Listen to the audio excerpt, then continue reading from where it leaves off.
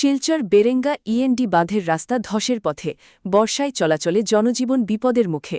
শিলচর বেরেঙ্গা প্রথম খণ্ডের প্রায় ২ কিলোমিটার ইএনডি বাঁধের রাস্তার দীর্ঘদিনের বেহাল দশা বর্ষাকালে তীব্র সমস্যা সৃষ্টি করছে।